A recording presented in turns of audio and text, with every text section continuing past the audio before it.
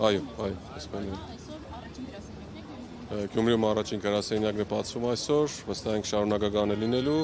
ու չի լինելու ոչ միայն Գյումրիում, Շիրակի մարզում, ամբողջ Հայաստանի Հանրապետությունում։ Իսկ Գյումրիում աջակցություն ստանում եք, մարդկանց ինչպիսի արձագանքներ։ Արձագանքները հենց մեծ էին, դրա համար կարող ենք ասել, որ առաջնայիններից մեկը, որ բացում ենք գրասենյակը, դա Գյումրին է։ Ունեցել ենք իհարկե on-line գրանցումներ, սակայն հասկացանք, որ շատ ավելի մոտ լինելու համար ժողովրդին մեզ պետք է տեղում լինենք, խնդիրները հասկանանք, համագործակցենք մեր քաղաքացիների հետ ու մեր լուման ունենանք քաղաքի զարգացմանը։ Այսօր նաև Գյումրու օրն է, որովհետև խորհրդանշական կապ։ Այո, միանշանակ կապ կա խորհրդանշական, ինքնանպատակ չէր բացման օրը հենց ընտրելը, որովհետև Գյումրու քաղաքի տոնը մենք կապում ենք նաև Գյումրու զարթոնքի հետ ու հենց դրա համար ընտրեցինք այս օրը ու վստահ ենք հաջողելու ենք։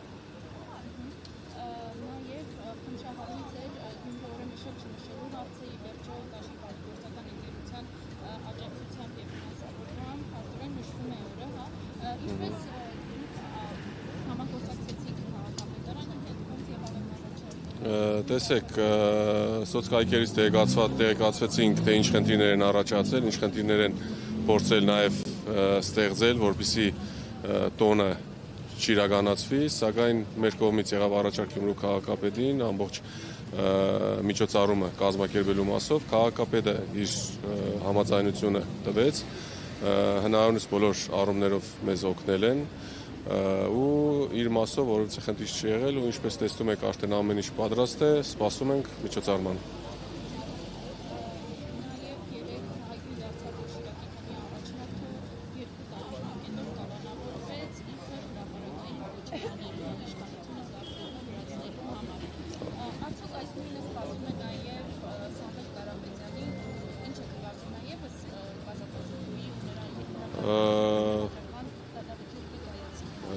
Բարդ հարց եք տալիս իհարկե, սակայն ելնելով են կախավարկածից, որ այսօրվա ժամանակահատվածում, մեր իրավապահ մարմինները դատական համակարգը անկախ չեն, ցանկացած մտավախություն իհարկե ունենք։ Սամվել Կարագվեդյանի պարագայում դա շատ ավելի աբսուրդի ժանրից կլինի, կարծում եմ, չգիտեմ, միգուցե Մոզամբիկում կամ Սոմալիում նույնիսկ նմանատիպ բաներ տեղի չեն ունենում, որովհետև ոչինչ չասելու համար մարդուն արդեն մոտ, եթե չեմ սխալվում, 110 օր անազատության մեջ պահելը, դա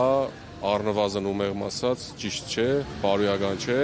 ելի եմ կրկնում, նամանավանդ այն պարագայում, երբ որ նմանատիպ որևէ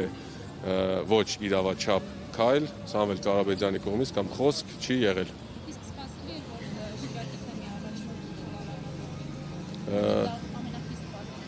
Տեսեք,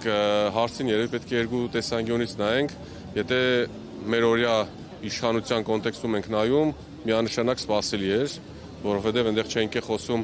արտարդատականության մասին, մարդու իրավունքների մասին եւ այլն, ազատ խոսքի մասին, ինչու ոչ։ Այդ մասով սպասելի էր։ Իսկ իրականում, քանի որ ես էլ նաև իրավաբան եմ, փաստաբան եմ, գործի նյութերի ինչ որ հրաբարակային է ծանոթացել եմ, կարծում եմ, որ իրավական որևէ հիմք այդտեղ նույնպես չի եղել։